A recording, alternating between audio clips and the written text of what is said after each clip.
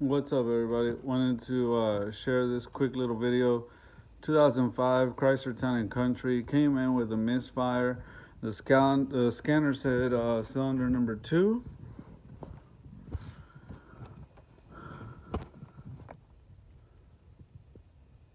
So cylinder number 2 detected misfire. 2005 Chrysler Town and Country 3.3 liter.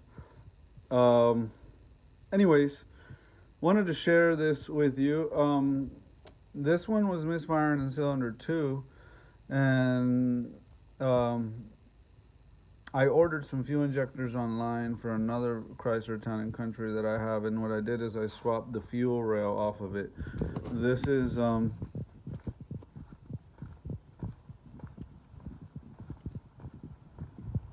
2005 Touring Edition, and this was the fuel rail that was on that limited edition over there. So cylinder number 2, like the scanner said, was faulty, and I had ordered already a fuel injector for cylinder number 4 on the fuel rail that's installed over there. This one is a 3.8, that one's a 3.3, but they share the same fuel rail. The fuel injectors looked a little bit different, but they'll work.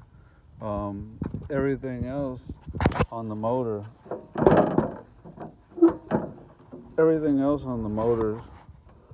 is pretty much, I'm not gonna say everything else, but a lot of stuff on this motors are the same. So I'm gonna be doing a compression test of this one before I put the new fuel injectors on it. I went ahead and ordered new fuel injectors on eBay. They'll be arriving in 5 days, and that Chrysler Town and Country over there, I own it. I bought it to fix and sell, and this is for a customer, and they need to get back to Jacksonville. And so I just took the fuel injectors off of that one instead of having to wait 5 days. These fuel injectors are $40 a piece, $38 and change at your O'Reilly's Auto Parts store. And she needed more than one. She needed like 2 or 3 of them. So she would have spent like $60 on 3 of them, or $120 for all 6. When instead we went ahead and ordered them on eBay pretty cheap, and can't beat that. So now we're just, when the new ones arrive, I'll put them on the other van and get this thing back on the road.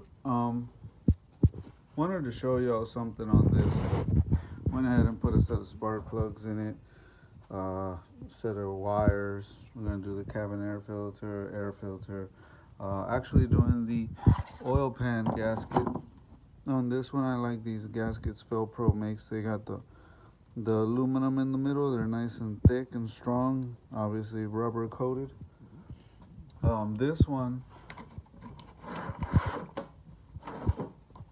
This one's gonna get a brand new oil dipstick. The part number is there.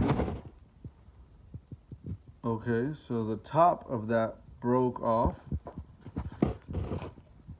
inside of the tube. Pretty common thing with these, and that's why we're replacing the oil pan gasket. We're gonna go ahead and remove the oil pan to push the dipstick from the bottom up and get it out of the tube, and then put a new oil pan gasket on it and put it back together. But I'm waiting for the lower intake gasket set that was ordered. That'll arrive tomorrow, and I thought this would be a good opportunity to teach y'all something else that I do.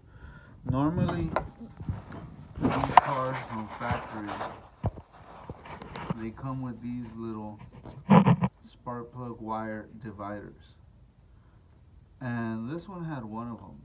It was missing the other ones, and the reason why the factory puts these on here is because it's really important that these wires separate. You don't want the electric current arcing from this wire to the other wire to the other wire. You don't want them up against each other. You want that separation so that the energy doesn't running through here. Electrical energy doesn't jump back and forth in between wires, arcing in between. So you want to keep that separation going on your install all the way across, and sometimes it's missing stuff. You know, this is a 2005, 200,000 miles. It's gotten lost somewhere along the way, broken, melted, whatever happened. So it's a little zip tie trick. I love zip ties. I use them for a lot of things. And what you do is you put one zip tie across, like I did here. You see this one? Just looped it around the outside of all three and back around, and didn't make it too tight. And then what I did, I kept it loose, and then I put one in between here, one in between there, tighten that up, and then at the same time adjust and tighten this one and snug them all together.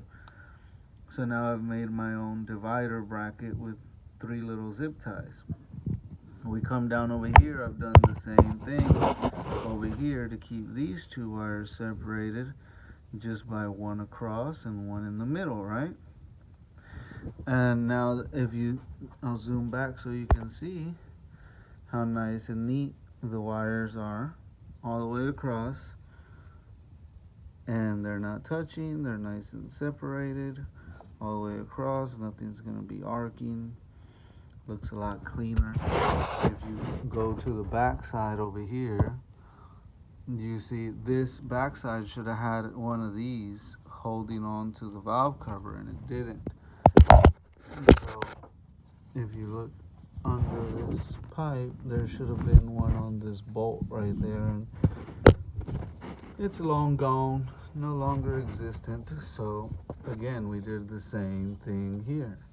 One zip tie across, 2 in between, zip up, and that keeps them nice and separated there. Again, over here, keep these 2 separated there. And then if you follow, I also went ahead and did another one over here just so they don't touch over here. So now nowhere they're touching.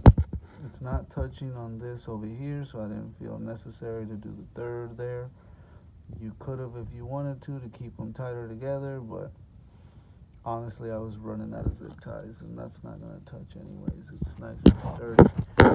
So there's your 3 wires, nice and neat, running to the back side.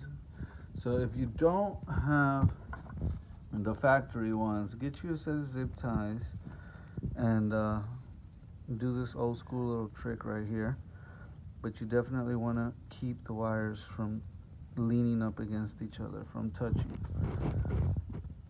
Your fuel injector is installed, waiting for the lower intake gasket set, upper gasket set, and put this intake back together, start this thing up, get them back on the road, and that's about it, man. Just wanted to share that little zip tie trick with y'all.